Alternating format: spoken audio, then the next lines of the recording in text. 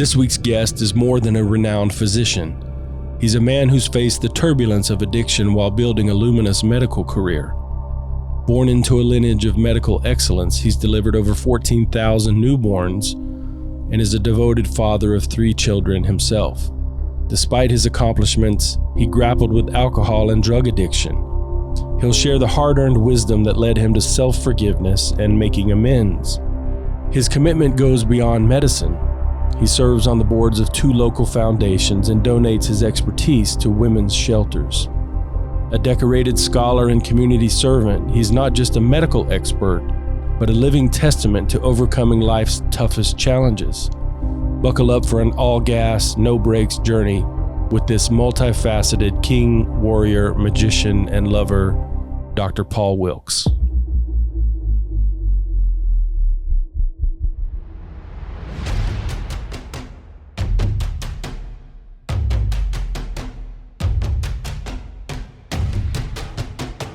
If you're a man that controls his own destiny, a man that is always in the pursuit of being better, you are in the right place. You are responsible. You are strong. You are a leader. You are a force for good. Gentlemen, you are the Alpha, and this is the Alpha Quorum. Welcome back to the Alpha Quorum Show. Brad Singletary here. I'm excited to continue our series on addiction and addiction recovery. The man that I have with me here today is just a local hero, just a legend.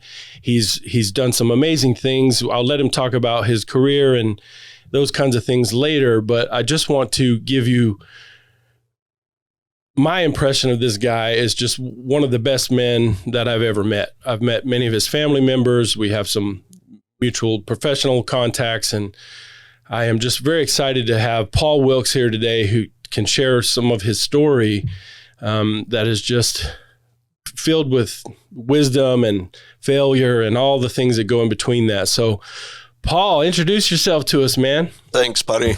That means a lot coming from you. I have tremendous respect for you.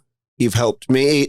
You've helped my family members. You've helped mutual friends. So, big compliment coming from you that I've affected your life in some way. I'm Paul Wilkes. Lived here in Las Vegas since 1971. Population was about 125,000 when we moved out here. Tiny. So since you showed up, Las Vegas is 10x. Yeah. Well, 20. Yeah, I mean, it's right. About 2.4 million Wow. now. Yeah. And I think a lot of that is because I moved here, and a lot of people they thought this is the place now. They were like, if that 5-year-old kid's going to Vegas, I'm going to Vegas too. That guy's badass. We're going where he goes. So yeah, I take a lot of credit for the growth of Vegas.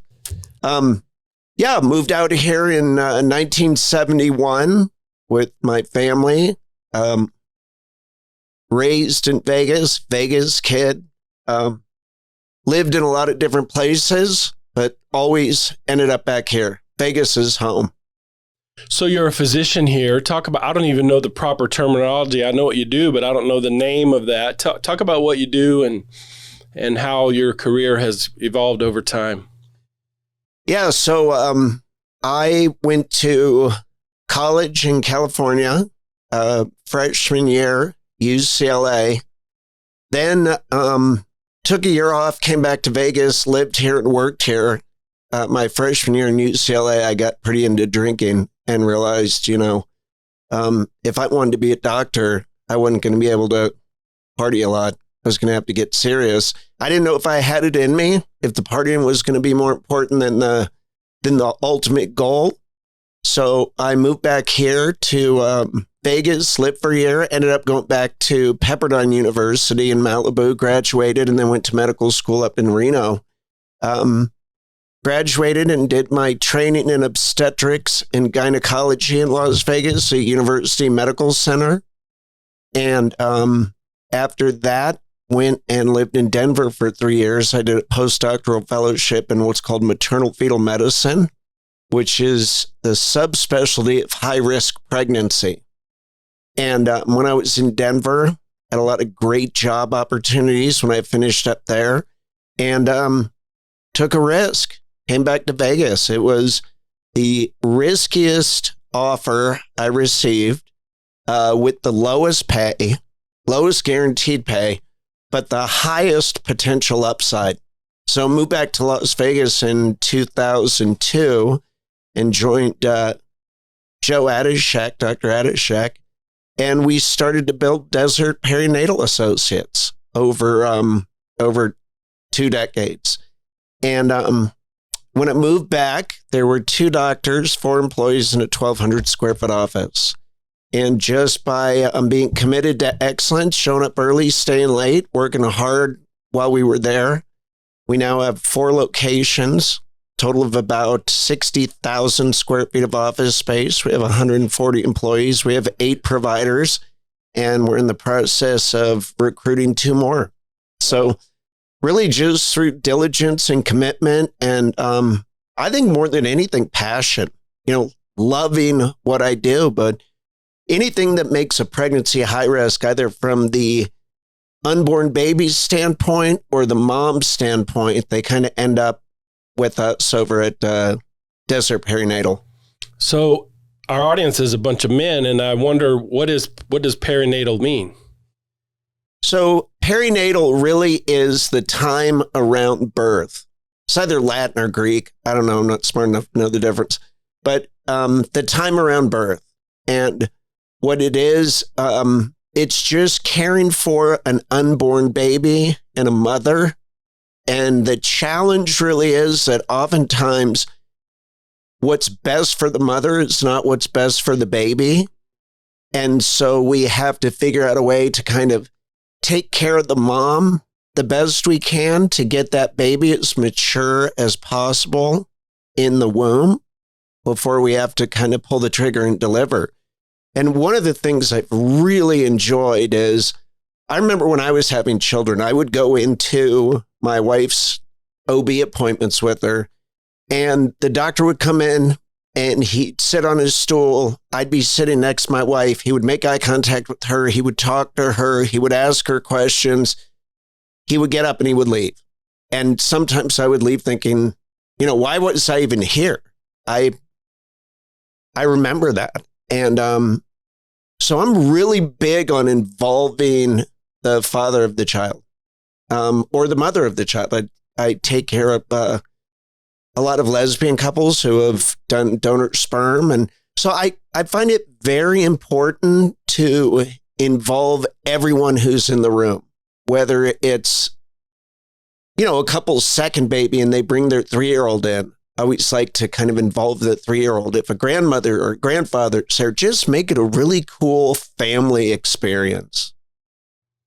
One of the things that you shared with me before is just how important the kind of the customer service part of that is just loving your people, giving them everything that you have, all of your focus and attention, the best that you can. And that's something that you prided yourself on. That's impressive. There's so much of, people talk about the medical care in Las Vegas this is the worst place ever. But what I hear from you, from many, many, many people, you've probably been involved with some of my own family members and their deliveries. If I went through the names, you could probably filter through and know that you've worked. I mean, so many people. How many babies have you delivered? 14,000. A lot. 14,000 times you're bringing life into this world. And the moment of that happening, that's got to be just, to me, that's one of the most special, sacred things that a human being can do, is to be there and to do what you do. And you're taking the tough cases. These are the high risk pregnancies where there may be problems and so forth. You've probably seen some unfortunate things at times, but let's talk about your road to addiction and the road to recovery. One of our last guests talked about when he was considering whether or not he was an alcoholic, he thought that was those are the bums on the street, and that those are people that really were hopeless. And he wasn't in that category because he had, a solid family and a good marriage and a decent income and so forth. But here you are, this top of the food chain in your profession here, and have really done some pretty big things across the country. You've said before that your practice here is just one of the most unique things going. But how did you get to addiction? How did you realize that? What did you do? What's the process been from then forward? Yeah. Boys, I certainly connect with the idea that when things look really good on the outside, it's tough to come to the conclusion that I'm a drug addict and an alcoholic. And I think that's something that I struggled with when I first got into recovery. I went to my first AA meeting in 1986. I'd gotten a DUI after I graduated high school and before I went to college. And one of the things was, you had to go to 90 meetings, which I figured out by about the third meeting that no one was checking the signature. So I just had a bunch of different people sign the paper. Yeah, I'm a loophole guy. I'm always looking for the loophole. I know that probably shocks some of the drug addicts and alcoholics out there that I would figure out a way to cheat the system. But, it's interesting. I mean, I grew up in a great family. Mom and dad married for 50 years. Grew up in a great neighborhood here in Las Vegas. Dad was a doctor. Mom was a stay-at-home mom and an artist. Have an older brother and a younger brother. One's a year older, one's a year younger. My mom had 3 boys in 3 years. And then along came my sister 5 years later. 4 kids in the family. Went to church on Sunday. Went out to breakfast afterwards as a family. Hot meal on the table every night, Never once questioned where I was going to sleep, whether or not I was going to have food, whether or not I was going to go to college, whether or not I was going to have clothes on my back. And I hear guys in recovery talk about like that first time they got high or got drunk, like everything made sense. They were relaxed. They could make friends. They could talk to girls. I never had a problem with that aspect of my personality. I had great friends. Always got friend zoned with the girls. So I'm not a player. Like the most beautiful girls in school that everyone wanted to date, like they were my chums. Yeah, terrible. But I remember I was about 12 years old. My dad was having a party and we snuck 2 Coors beers out to the end of the driveway. And I was with 2 of my buddies who I'm still friends with to this day. Gosh, that's 45 years later, we're still friends. And we opened the first can of beer and I handed it to one kid and he took his sip and grimaced, and handed it to the next kid and he took his sip and grimaced, and I took a sip and I downed both beers. And I remember my dad finding me passed out in the front yard. Like I was 12. And really, from about the age of 12 to maybe 15 probably 15, I don't really remember having a history of like drinking or doing drugs I was a kid. I played sports. I rode my bike in the desert. We built forts, went swimming in the summer. But around 15 or 16, I think my drinking started to escalate. And I did not drink to fit in. I did not drink to feel comfortable in social situations. I did not drink to get courage to go talk to the girl. I drank because I absolutely loved being fucked up. It's that simple. It's fun. It's great. It wasn't an escape. It was just fun. Brad, I mean, I can't tell you how many people I've talked to and they're like, no, man, like sponsors and therapists, and you got to dig deeper. Where's the pain? Like, what were you masking? Like, no, I just like being wasted. Okay. And, from about the age of 16 to 20, maybe 2021, I was just all gas, no brakes. Like I went to school, I got good grades, I played on sports teams, I, got into college, I had goals. And at about the age of 20 or 21, my girlfriend at the time, who ended up becoming my wife, and I have 3 kids with her, after a particularly disastrous night at the Elephant Bar on Maryland Parkway here in Vegas. The next morning she came over. She said, I'll still be your friend. I can't be your girlfriend. You're a maniac when you drink. And I said, I'll stop drinking. She was like, dude, let's be serious. You don't have an off switch. I said, no, you're more important to me than drinking. And so I stopped for 12 years. I just stopped. I'd been exposed to AA when I got my DUI out of high school, so I knew that AA was out there. But at the time, back in the mid to late 80s, AA was, dimly lit rooms with a bunch of old grouchy dudes chain smoking, talking about how they had burned it down. And I didn't relate. I knew I couldn't drink, but AA wasn't going to work for me, because I would sit in those rooms and I would go, I'm not an alcoholic. Like, these dudes have some problem. I'm not an alcoholic. So I quit for 12 years, and I went to college, and I went to medical school, and I did my residency, got through my postdoctoral fellowship, and signed my contract for my first job.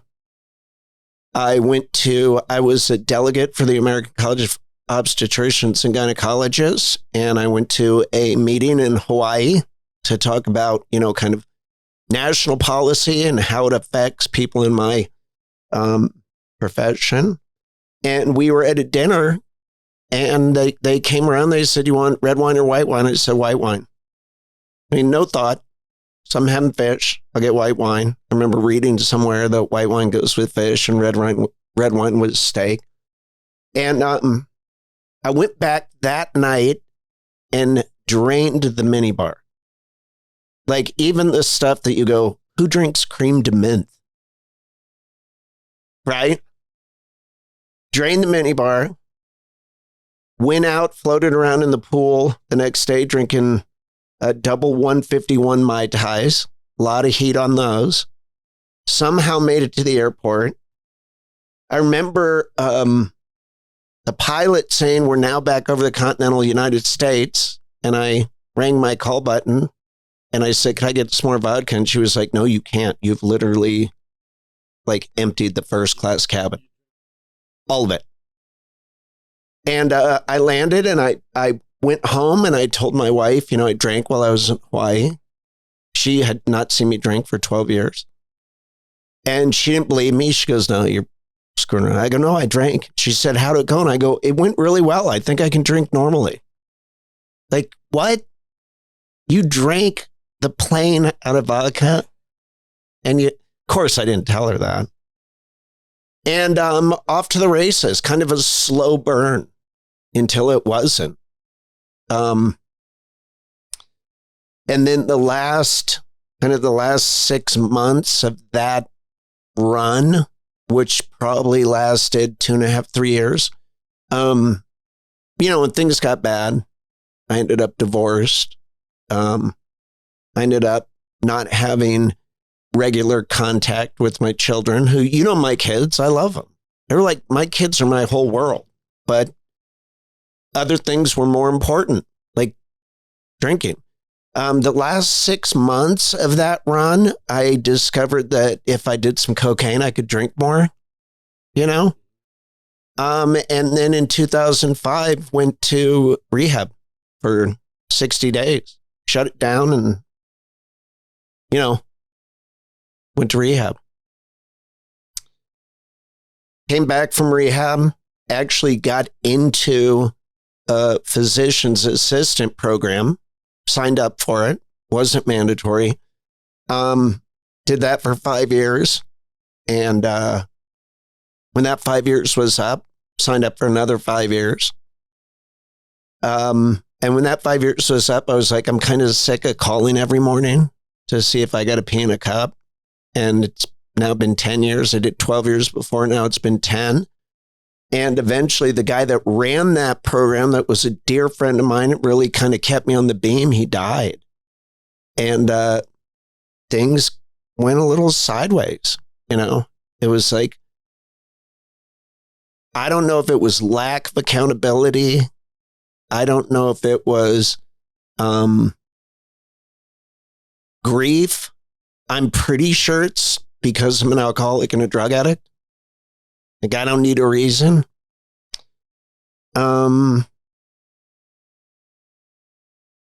I still, through all of that, maintained a pretty crispy exterior. Looked real good from the outside. So in that physician assistance program, you had to, you went through 10 years of daily phone calls to make sure that you weren't using? Yeah, you would call in the morning and it would say, you've been chosen. You know, you'd enter your number. You've been chosen. And I had to call a guy and he'd come over to wherever I was and do a chain of custody urine. Wow. Yeah. So you talked about going to rehab. How did that happen? Did you voluntarily do that? Was there some trouble? Did a spouse or loved one say, you know, look, you got to do this, or how did you get in the door there? Yeah, my medical partner and best friend said, you know, I don't even remember what day it was. It was probably like a Wednesday. I do remember what day it was. It was a Wednesday. He said, I need to talk to you tomorrow, which would have been a Thursday. And he said, can you meet me at the office at whatever noon? And I said, yeah, no problem. So, you know, of course, Wednesday night, I behaved like a maniac. And Thursday, I woke up at about 11:45 and I called in and said, hey, you know, I don't even remember, my car won't start or some bullshit. I'm just going to call in. He goes, no, I'll wait for you. And I eventually made it. And he and one of our other really good friends who's in recovery basically did an intervention. He handed me a sheet and he said, you know, this came through one of the medical journals and it says like 12 signs that you may be having problems with alcohol or drugs. And he filled it out for me. And like 11 of 12, he checked the box. And I think the only reason he didn't check the 12th box was because he didn't know. But I went 12 for 12. It's the best I've ever done on a test. 100%. Knocked it out of the park without even studying. And I said, yeah, you're right. And he was ready for a fight. I mean, he had articles and journals and consequences. And I was like, no, you're right. I think I need to go. So I went away for what's typically called a 4-day evaluation.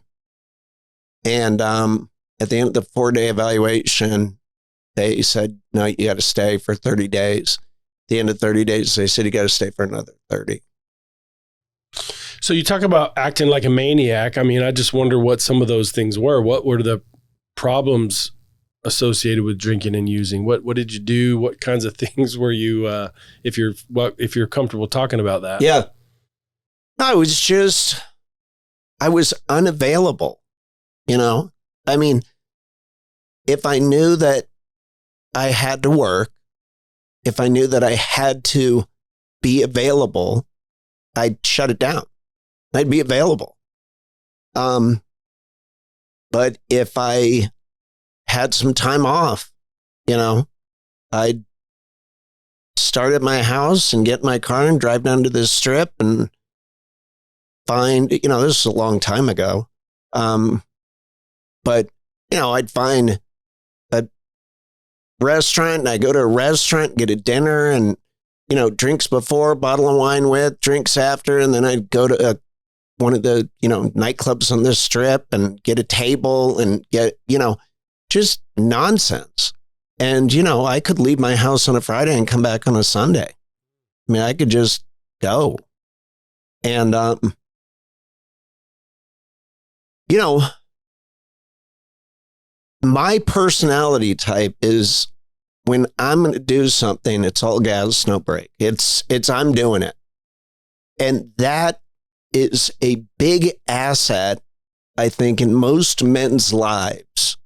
You know, that pursuit of excellence. I want to be the best.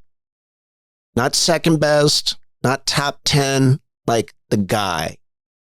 But it's a real liability when it comes to substance abuse, because that part of my brain that tells me, say when I'm working, and that part of my brain that tells me you're tired, you're hungry, your back hurts, you haven't slept in a day, you're whatever, fill in the blank. My brain says, nobody cares. Go harder. It works for me in the gym, right? It works for me in building a business. Golf game. Yeah. It works in a lot of places unless you're using a destructive substance. So how did this affect like family and, your personal relationships? Well, not shockingly, drug and alcohol use carries with it a lot of secrecy, a lot of dishonesty. And I heard someone say in a meeting the other day, we lose trust in buckets and we gain it back in thimbles. And that goes for, my wife at the time, my children. Like, you tell your son, I'm going to be there too, and he's sitting on the curb and you don't show up. That's damaging.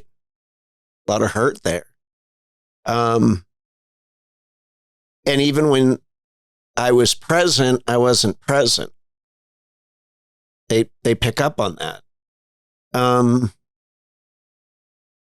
So I think I fractured a lot of those relationships with the dishonesty that goes along with hiding, and it was all fear-based.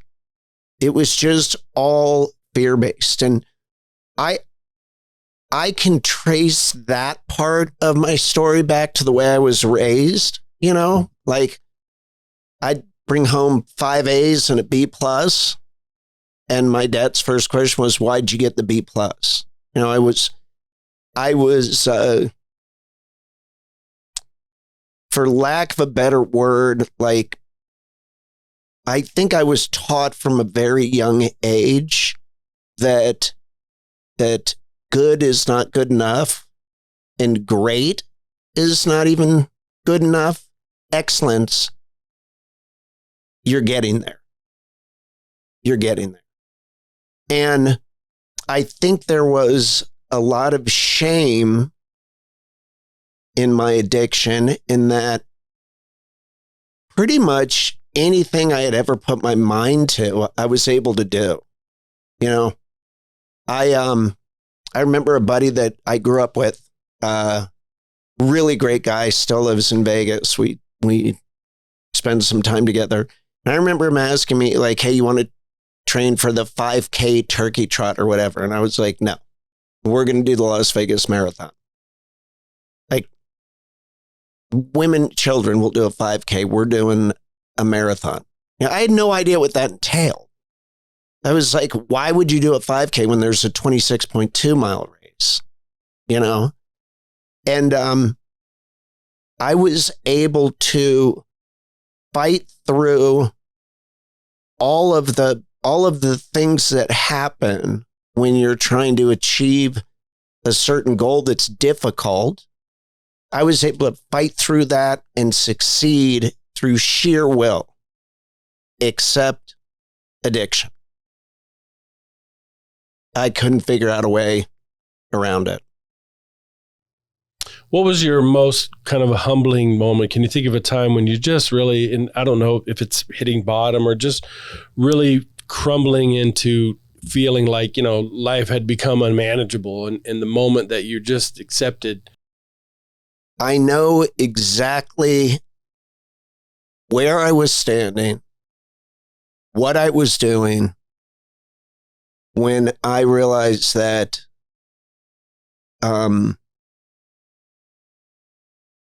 had to surrender completely. And my wife had been kind of questioning me about, are you doing drugs? Are you drinking? And I'm not, despite all the evidence. No, I'm not, try and get her to feel bad for even thinking that. And she just caught me. And the look on her face at that time was my rock bottom. And I'm not talking about my rock bottom with addiction. I'm talking about my rock bottom in life. I'm talking about never before and hopefully never again will I feel that indescribable sense of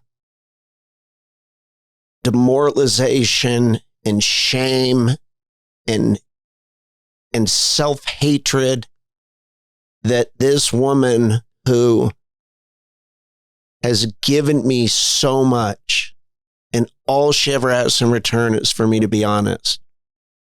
Like, tell me what you're going through. We'll figure it out together. Chin up, chest out. We'll strap on our armor. We're a team. That look in her eyes was something that I will never, ever be able to survive again. That was my rock bottom.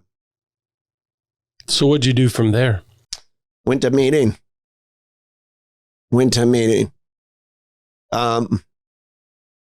Walked into a meeting, and it's probably the most honest I've ever been about my addiction. And I don't remember exactly what I said, but I said something along the lines of, I am completely screwed because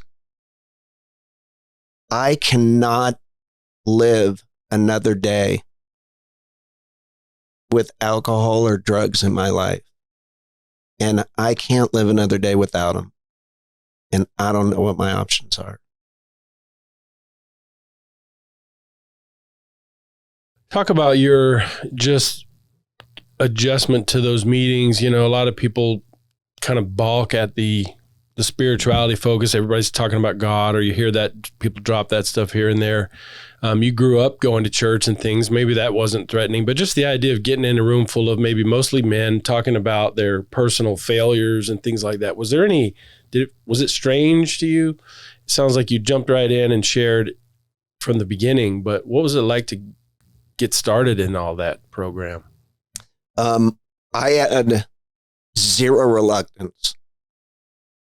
I was in so much emotional pain that I was willing to do whatever I was told. And the men in the meeting kind of wrapped their arms around me and said, and I've had men come up to me since and say, I will never forget the first day you walked in here. I don't know that I've ever seen anyone in so much pain. I mean, you could feel it. And I'd been to meetings previously, and I'd done the steps previously. And I'd done, I was fearless and thorough and honest and told my sponsor things that I was never going to tell anyone. And I mean, the first time I did the steps, it took me 3.5 hours to read my fourth step. Like, I went all the way back, right? But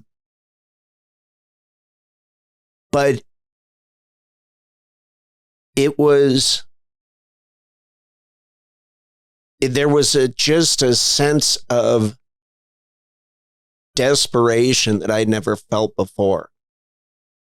And when I drove to that meeting, I drove from a beautiful home in a new car after leaving a job that I love, married to a woman that means the world to me. None of that mattered. None of that mattered.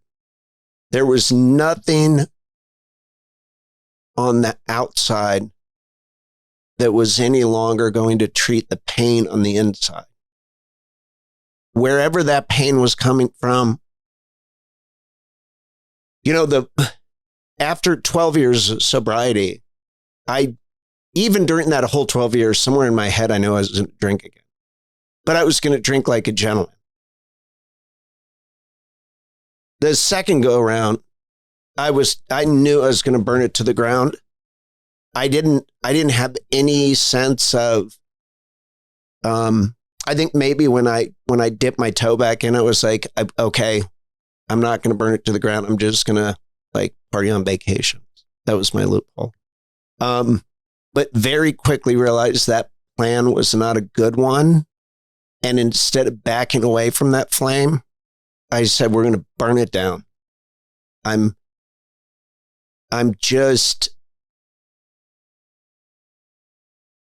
sick of being comfortable. I had a great life, truly. And I was so bored in the comfort of my life. I had achieved really quite a bit.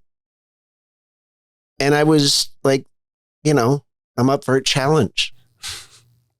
Let me just see if I can kind of handicap myself and work through it. And let's create some excitement here by burning it down. Yeah. You talked about complete surrender, zero reluctance. I think that's a chosen point of view. You may not have had any other choice than to just give yourself to the fact that you're destroying yourself and your life, but there's some conscious decision there. I can't go in with any, I don't know. Was it? Maybe it wasn't all that intentional. That's just where you were. But I think that's a necessary element when a guy really wants to pull it together, is he's got to go in there. I love the phrase from step 6, entirely ready. How did you, and maybe you've been on and off of that entirely ready. How do you completely surrender, have zero reluctance, be entirely ready?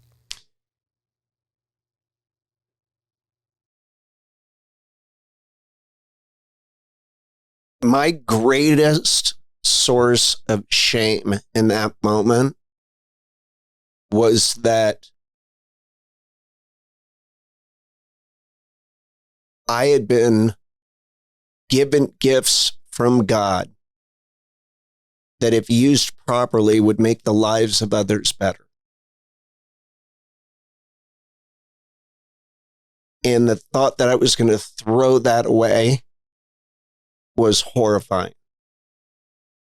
There's nothing else I need from my profession. There's nothing else I need from my family. There's nothing else I need from this world. But I genuinely feel like I have a lot more to give. And if I'm not walking a spiritual life with recovery being my focus, those gifts are wasted. And they're not my gifts. I don't own them. I've been loaned those. And I have the free will to choose what to do with those. And it's horrifying to me that I considered walking away from the opportunity to help others for what? For what? So what I had to do was I had to switch my focus. I still am uncomfortable being comfortable. Very uncomfortable when things are going well. I think what a lot of men strive for drives me nuts. Like downtime, chill time, easy. They want it easy and calm. I got a home that's paid off. I got a car with no note. I have money in the bank. My family's doing great. My career's on an upswing. I'm married to a woman that I love and trust. This is fucking horrible. Like, I believe you. Like, what the fuck are you doing? Find a grenade, pull the pin, and let's jazz it up a little bit. Right? Because if I'm not challenged, I don't feel alive. Yeah, so some guys worried about keeping the lights on or putting food on the table, and that's his challenge. That's what's keeping him alive. He's operating at this other level. Survival for him means basics, and you recovered on everything that mattered that way, but you still had this need to conquer something and go through a battle and challenge and kind of march uphill, and there wasn't no hill to march up. You're at the top of the mountain already, and so to need some Man, was it that conscious? Or is this looking back now, you can see this hindsight? Look, I wasn't sitting in my living room with a plate full of food and a beautiful home and a wife that loves me. And I'm like, let's fuck this up. No, it was not conscious. I think looking back, I'm able to kind of do an autopsy on it and say those behaviors were insane. What's underlying the insanity? Because like normal people don't behave that way. I live with the brain where if I set a goal and I reach it, I beat myself up for not setting the goal high enough. And if I set a goal and I don't reach it, I beat myself up for not working harder. Where's the win in that? You either reach your goal or you don't. And in both situations, I figured out a way to denigrate myself. So there's no peace in that. There's no peace in that. So what I've had to do is set goals that are unreachable and find joy in the pursuit. That is where I have found my peace, is to set goals that are unreachable. Before, my goals were tangible. Pay off your house. Buy a car where you don't need a loan. Send all your kids to college or whatever they want to do, but they don't have to take out loans. You're going to provide for that. They were all very tangible and all very material. Like there's a win and a loss. There's a balance sheet. But in living a spiritual life, I know that I am never going to reach the goal of being always being kind, compassionate, charitable, forgiving, and not just in my actions, but in my thoughts. I'm at a place now where someone cuts me off in traffic and flips me off and it's their fault. I don't chase them down to let them know how wrong they are. But I still think it in my mind. Like, I ought to follow that motherfucker and give him a piece of my mind.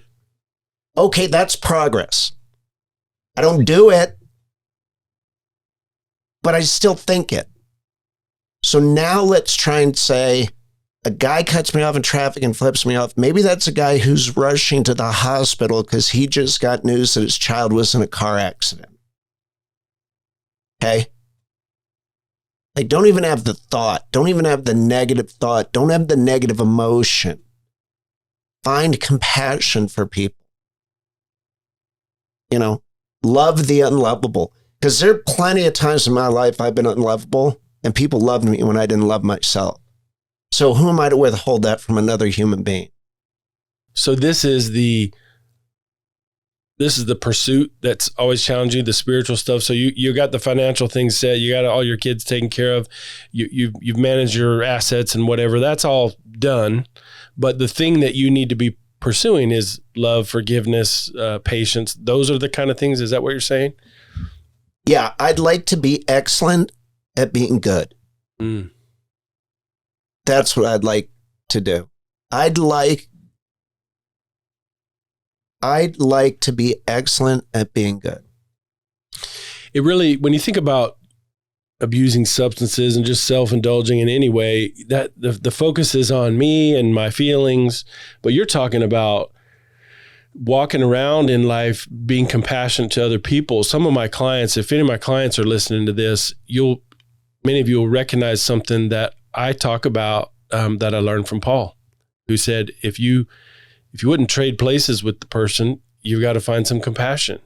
And so many of the people that we're mad at, we really don't want to, we have to be compassionate with where they're coming from. And like you're saying, what is the situation that causes the guy to cut you off? It doesn't even matter. Your job is to be patient, kind, loving, or whatever. So I love what you're saying, that's such a shift from the party life, where it's all about me and what's fun for me and what do I like to do and what do I want right now, versus taking care of other people, even if protecting them means letting them be. Anyway, I'm really respectful of the way that you try to learn that compassion. And you're saying your outward behavior, you can manage that. You can keep composure, but you don't even want to have the thought of it. You don't want to have the feeling of it. You don't want that to enter your body and soul at all. No, it's disrespectful to God. It's disrespectful to God because God knows all of my shit. He knows all of my sins. He knows all of my lies and all of my dirt, and he's forgiven me. Like the greatest being ever, in my opinion, the greatest being ever in the world knows all of my garbage and has forgiven me and still loves me unconditionally.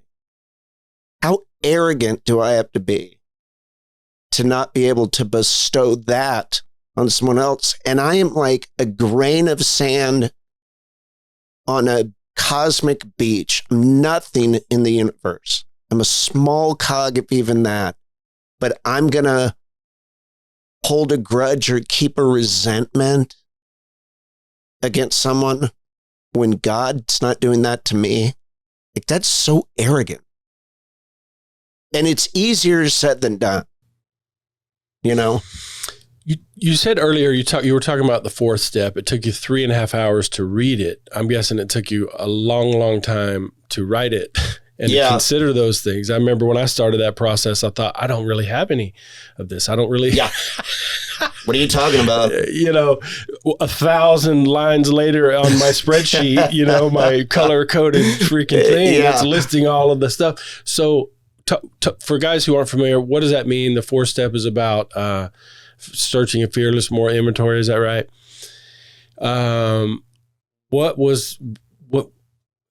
Because that's, the other steps are about coming to, recognize that you have a problem, accepting and admitting and so forth. And then it's really looking at you. Yeah. And your character flaws and so forth. What was that process like? It takes you 3.5 hours to just read all of those things. Describe that for us. Yeah, very intimidating. Very intimidating. I mean, I can't tell you the number of times I sat down at the end of a long day, opened up my notebook, and I'm kind of impressed you had a spreadsheet. I wouldn't know how to make a spreadsheet. I had like a pen and a notebook. And really what I did was I went back to my earliest memory that was bothering me. Like my very earliest memory that was bothering me. And I wrote down what the memory was. And then I wrote down who I was mad at. Why was it bothering me? And then I had to look at what part of my own sense of self and security was that affecting. And I use the 7 deadly sins. We all know them. If you're an addict and you're listening to this, you violated everyone. So congratulations. Again, 100% on the 7 deadly sins test. Go me. But, I just started as far back as I could remember. My first memory was like when I was 4 years old. And I started and I just worked chronologically all the way through. And,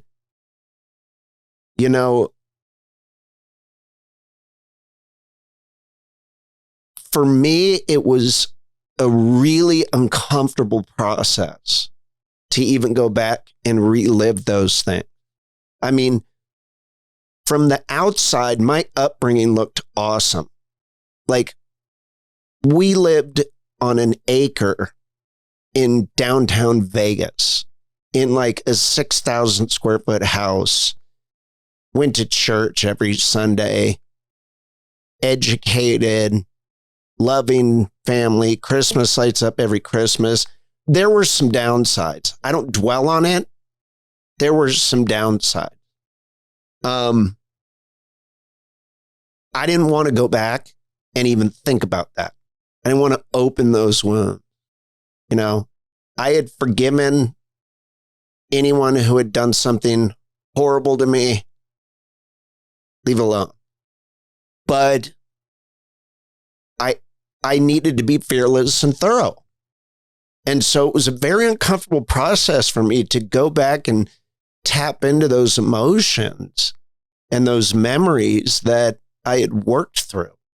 You know, my best friend, who's also in recovery, who had a similar upbringing to mine, he said to me one time, he said, I think my parents did the best they could with the tools they had. And I said, I think that's really awesome. He goes, yeah, that cost about $60,000 in therapy to say that sentence. You know, and I had done that. I'm like, everyone's just doing the best they can. I don't think my dad ever woke up one morning and said, how can I make this kid's life scary? Yeah, how can I wound my child? How can I make him insecure?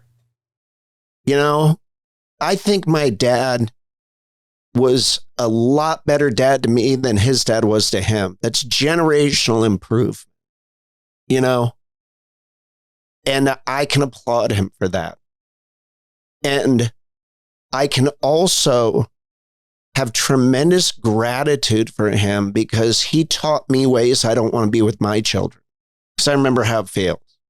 So my dad, by doing the best he could, made me a better dad. I love him for that. I love him for that. I don't choose to sit around and piss and moan about how he achieved that. I love him for that.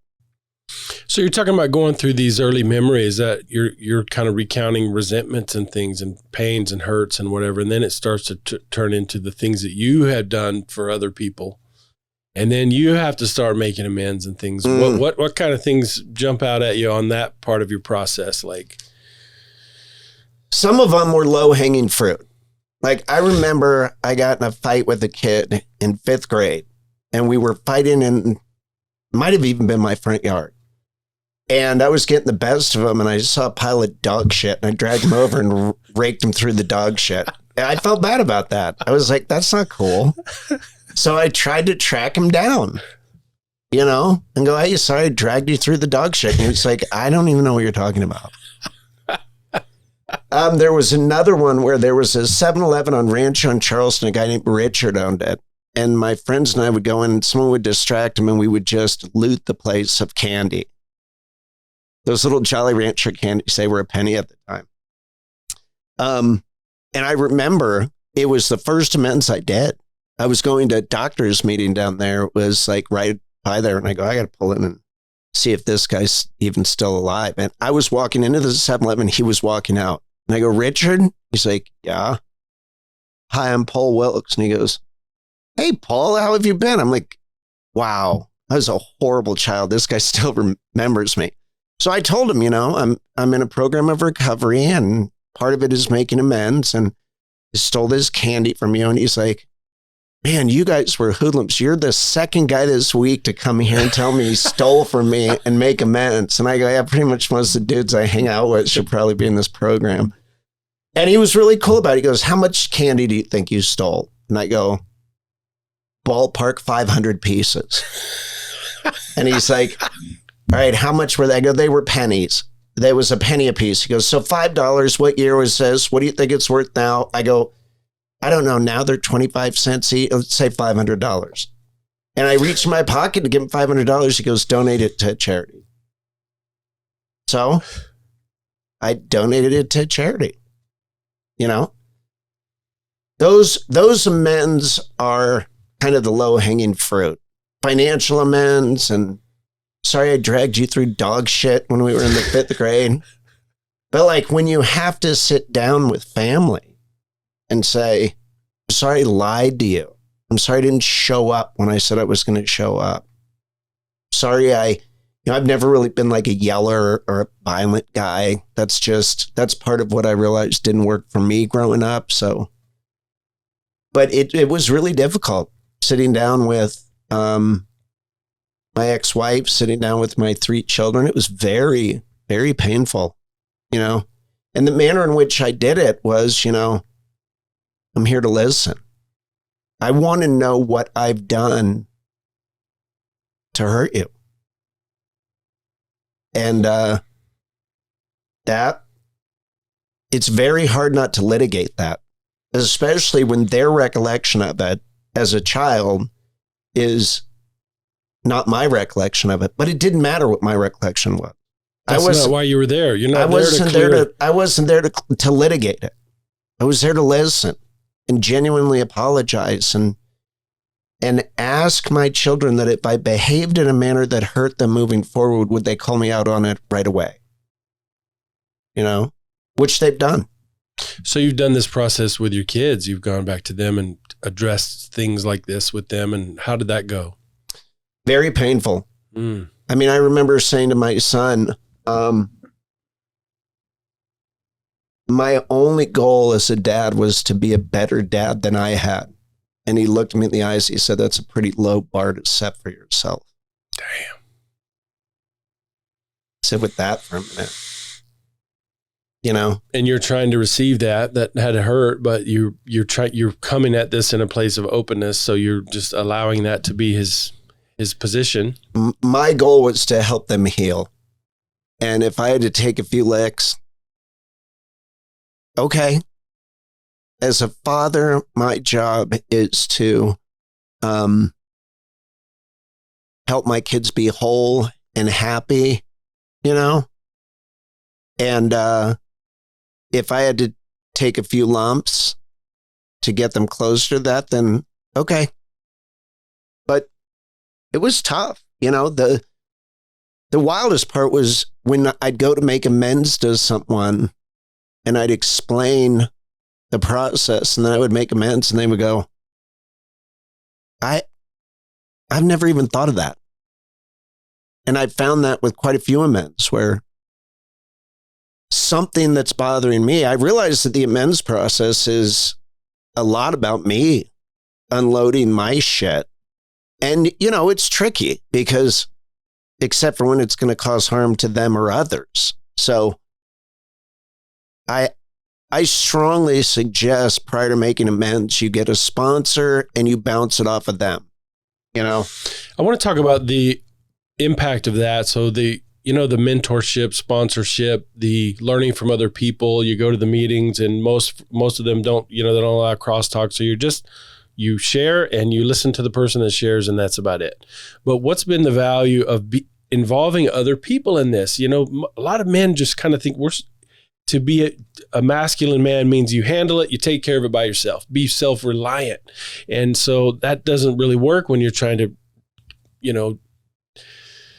deconstruct your whole life and build it back up again. So talk about the value of other men's influence, specifically to like recovery, taking a look at your stuff, going through the 12 steps, the regular contact and friendship and things that you've had with that. The greatest change I've had in my program of recovery has resulted in the greatest gifts. And that is saying yes. Saying yes. Hey, some guys are getting together to have pizza and watch NASCAR. You want to join us? Yes. Hey, guys are going to grab lunch after the meeting. Yes. My wife who's in recovery and has a very strong group of women around her. And she is in some ways, at times the nucleus of that group. Hey, all of my girls in recovery are going to meet at my friend's house this weekend, and she's having a swim party and getting some food, and they're bringing their husbands. You want to go? Yes. right? The meeting after the meeting is as important as the meeting, if not more so for me. But I never had an interest in doing that. I was going to meetings to check a box. Check, did it. Did my duty for the day, yep. Now I can go back to being a self-centered prick. Right? And now it's like, it's crazy how many times, just even yesterday, we woke up. I don't know what it is, but I've been getting up early. I usually can sleep till noon. If I don't set an alarm, I'm in bed till noon because I am chronically exhausted from my job. I've been getting up like 6:45, 6:50. Yesterday, get up, hang out, have some coffee, walk the dogs, come home, do a killer workout, sit in the jacuzzi, do a cold plunge, and all I'm thinking about is going back to bed. My wife says, hey, you want to go to a meeting? Yes. Yes. Go. Even if you learn nothing, which you have to work hard to spend an hour in a room full of alcoholics and not learn something. Like you have to be committed to your ignorance to not learn something. But it's an hour. And it's an hour I get to hang out with her. And it's an hour I get to be around other people with a busted brain like mine. I love addicts and alcoholics. I love us. I do. There's just something about us, I just laugh because I think all of my friends are addicts too. And most are working on sobriety and recovery. But you talked about one time you were a presenter at a medical continuing ed thing or something, some kind of big medical conference. Mm-hmm. And you talked about standing up and talking about AA. So the openness even here, a lot of what keeps us stuck is shame and hiding, the concealment of our problems. Here you are on a podcast, and this is, we don't have a huge audience, but people are going to see this. You're talking about using Coke and drinking alcohol to a point of destructive, Why are you so open about this? Has it ever created any problems for you to tell your truth and just be your normal human self? Even standing up at a conference where you were kind of one of the honored speakers, mm-hmm. You're talking about alcoholism. Yep. I love that. But how do you do that? And what's been the impact of that? Fuck shame. Fuck shame. Fuck fear. You think I'm going to be afraid that I'm going to get up and share my story of figuring out a way to treat on a daily basis a lethal disease, and someone doesn't want to be a part of my life because of that? Good. It's self-selecting. I don't want people in my life who are going to judge me harshly for being fallible. I don't look, or I try not to look at what people have done to get themselves knocked down. I look at what they did once they were down. What did you do? It's why I have very little tolerance for people who come in with a list of excuses for why they can't get better or why they can't do better. And I'm not just talking about alcoholism and drug addiction. I'm talking about life. If you have 2 working hands and 2 working legs and a brain that's working at 50% capacity, grind, get it done. And so if I stand up in a medical conference and I share my story, and I remember that medical conference, there were 2,600 people in the audience, and they had to fill out an evaluation at the end. And I got a copy of all the scores, and then I got about 17 pages of comments that people had written. And like 16 pages were, this changed my life. I have a son who's struggling with addiction. I found compassion for him. Wow, what a testament to spirituality. The last page was, that's an hour of my life I'll never get back. I didn't need to hear this guy whine. What comments do you think I remember? The last page, right? That's my brain. But that's all right. Not everyone's going to like me. I don't like everyone. Not everyone's going to respect the struggle. That's okay. I'm not for everyone. I'm not for everyone. I'm okay with that. I want to love the people who love me. I want to love the people who are rooting for me. You want to know who your friends are? When you do something admirable, look around. Pay attention to the people who aren't clapping. Well, you've done so many admirable things, and something I know about you is you just seem to love life. And I see people's temperaments and their personalities and just kind of their makeup. And some people are just more extroverted and whatever, but it seems like maybe through your maturity and wisdom and the failures and successes that you had, you're just walking around trying to see the good. You're one of the most pleasant people I've met. I know Thank you. and I'm sure you get pissy and irritable and mad and tired and just like everyone, but you seem to see life as a gift. You have as much gratitude, you have more gratitude than any rich guy I've ever known. I mean, you just seem to really be appreciative of all the things that come. You got a fun personality. Most people that know you love you, and you're well known around here.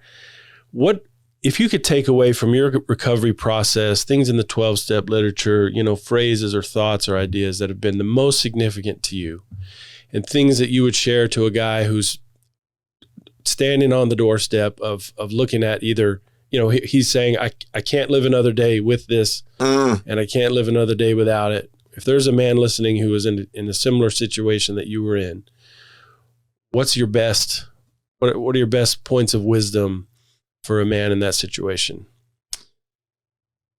Wow.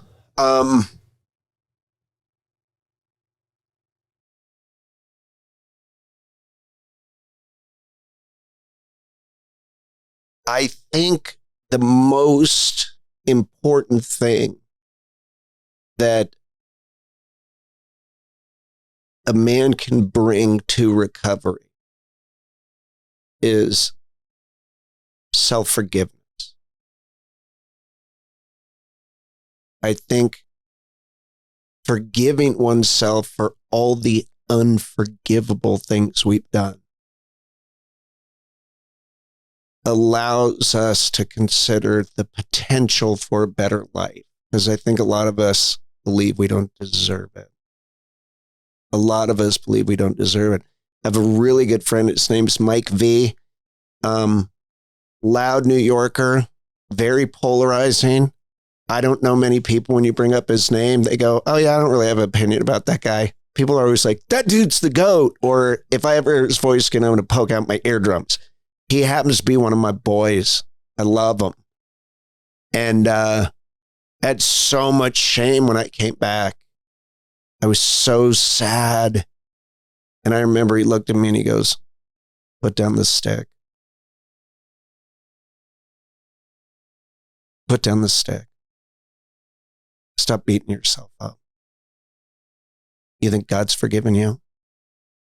But yeah. Who are you to question God's judgment? If God thinks you're forgivable, you probably ought to consider it. It's hard. Really, really hard. But I would say, considering that you are forgivable. And then maybe the second most important thing, and it might even be the first most important thing, is make a decision to get into recovery based on how you feel, not on how things look. Because I think, unfortunately, a lot of men die of this disease because things look pretty good on the outside. And if you're an addict or you're an alcoholic and you woke up today, you're winning. Because statistically, about 17,000 of us did not. You're one of the lucky ones. There's a chance. There's a chance that you can find peace. You're lucky. Really appreciate you being here today. I just want to end on maybe just a generic topic, and that's just about this, love for life. So you're a deep, thoughtful, impressive guy. You're an introspective person. You're writing these things out. You're doing prayers and meditations, and you're going to meetings, and you're doing all this kind of internal work. But you're also fun. Thank you. Thank you. So I'm sure that was a really blast when you were using and drinking and stuff. But seriously, though, man, I have seen you interact with little kids, and just where do you get that part of your life? Is that just part of your genetic loading, or what? How do you have such a lighthearted way and the heavy, serious stuff like that? You're one of the best men I've ever seen. Thank you. In terms of just this alpha energy. You're kind of always operating at a high level, always kind of coming out of your best. How do you have so much fun, lighthearted way about you?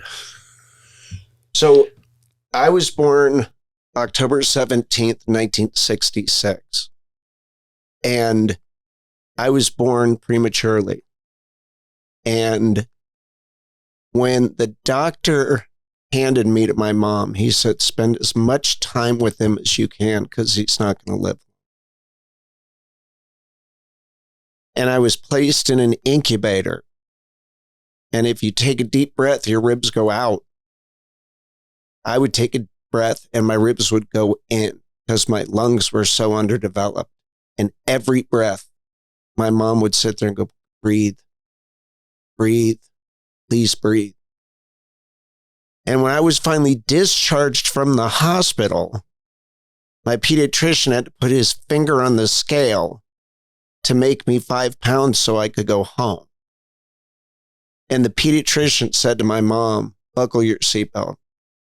This kid fought harder than any baby I've ever delivered. He's here for a reason. I don't know what it is. He's going to do everything 100%. He's going to love hard. He's going to hate hard. He's going to work hard. He's going to play hard. Every day I have on this earth, my mom shared that story with me, and it had a profound impact. Every day I have on this earth is a bonus. I wasn't supposed to be here. He's one of the best doctors in Washington, D.C. at the time. I was born in Bethesda, Maryland. Very renowned doctor. He said, I'm sorry, he's not. Every day I have on earth is icing on the cake. Now, I think that's true for all of us. What are you going to do with the 16 hours or 18 hours you have ahead of you when you wake up? That's a choice. That's a choice. Our minds are more powerful than we give them credit for. And when I start to go dark, I make a choice. Nope, not today. There's too much good out there. They just did a study which showed that the same part of the brain that generates anxiety is the exact same part of the brain that generates gratitude. And it can only function in one of the two. It can't function in both at the same time. So When I start getting anxious, gratitude. When I start getting depressed, stop that, gratitude. And when you live in gratitude, for me, I have an obligation to share that. I'm the luckiest guy in the world. I really believe that. I would not trade my life for anyone's. I really wouldn't. Elon Musk or Jeff Bezos or any of the gazillionaires or there's not a man I've met with whom I'd trade lives. And it has very little to do with the number of zeros in my bank account and has a lot to do with being loved unconditionally and being able to return that unconditional love to the people who bestow it upon me. Whether that's a stranger I just met in the grocery store who I can try and make smile, or my wife that I get to go to sleep next to every night and wake up next to every morning, or somewhere in between. I have the choice to make my daily interactions with others either pleasant or unpleasant. I'll choose pleasant every time. It's awesome. I love to laugh. I love to see other people smile. Man, I love your story. I love your example. You know, I think some of the things that we learn here as we wrap up is just that this stuff is no respecter of persons. You don't have to have deep emotional trauma or pain. You don't have to have grown up within a bad family. Parents were married 50 years. Dad was a physician, well-known, respected family. An acre in Las Vegas. Like, no, they don't even make those. Right. When he said that may not... people in the country may not understand that that's not normal. Right. So you had this, there was a lot of blessing, I guess, in your life. And then still, you know, just as a young, from 12 years old, 15 years old, this started to become a problem and started affecting relationships. It made you unavailable. And that's the stuff that hurt. And when you started turning this around, you had zero reluctance to go in. You had zero, hesitation. You had no choice but to go in and be humble. You did all this work to look at amends. I mean, even to come to each one of your children and talk about your failures, not to correct the record, not to clear your name, but to hear them and help them heal. And I'm guessing that's going to be an ongoing process. That's the nature of this thing. We're not done. Our character flaws aren't. We still have to keep doing this work. And so I just really appreciate you, man. This guy's really well known around town. I hear about you 3 times a week from people that you've worked with or friends of yours that I know. Are just it's amazing to me the impact that you've had.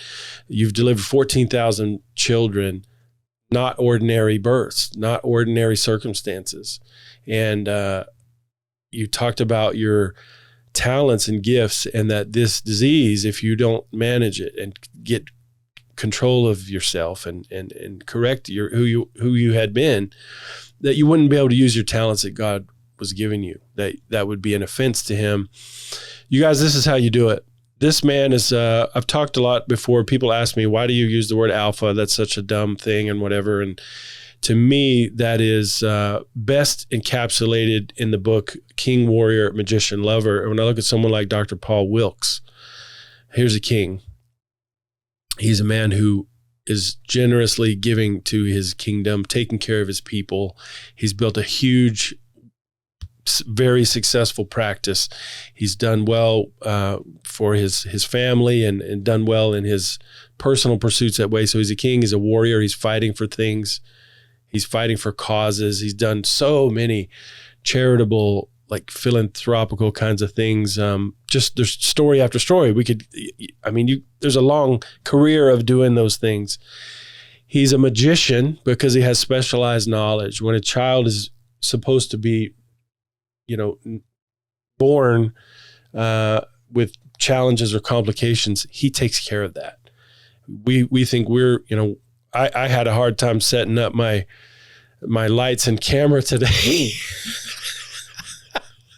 This dude is bringing human beings into the planet like under the worst circumstances ever. And he just wants to be more available. He wants to include everybody in the room. He just wants to take accountability. And then all the while, he's kind of singing and dancing. Now, you should have heard what he was saying when he walked into my office. So I really respect you, man. You're the type of person that I want to be like. Thank you. And part of that is from the things that you've told me about the other men, that you wanted to be like them, and the things you've learned, including even, you know, your father and people in the program that you've learned from and that have corrected you. Half of what you've said ever to me, I've repeated. I've talked about with other people, the principles and things that you've taught. I've internalized that for myself. I've taught my own children things that I've heard you say. So I just know that your impact, man, is everlasting. It's never going to go away, not just through your own personal relationships like family, but there's 14,000. It's going to choke me up, damn it. 14,000 kids out there who might not be here if you weren't using your gifts and talents. King, warrior, magician, lover, this dude is alpha all the way. It's very humbling to just sit down with you. I thank you for your time. And you guys, until next time, no excuses. Alpha up.